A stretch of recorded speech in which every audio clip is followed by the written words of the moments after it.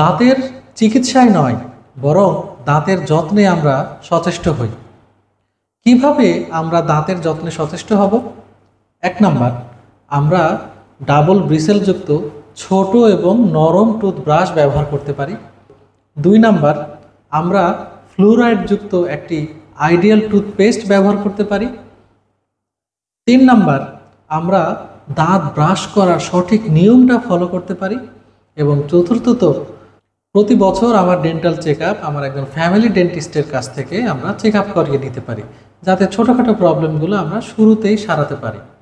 তাহলে আজকে থেকে আমরা চেষ্টা করব দাঁতের চিকিৎসার বদলে বরং আমরা দাঁতের সুস্থতায় ব্যয় করি, দাঁতের সুস্থতার জন্য সচেষ্ট হই। তাহলেই আমার সবগুলো দাঁত সুস্থ রাখা সম্ভব। আজ এ পর্যন্তই। পরবর্তীতে নতুন কোনো টপিক নিয়ে আপনাদের সামনে হাজির হব। সেই পর্যন্ত সবাই ভালো থাকবেন, সুস্থ থাকবেন, টুডেজ ডেন্টিস্ট্রির সঙ্গেই থাকবেন।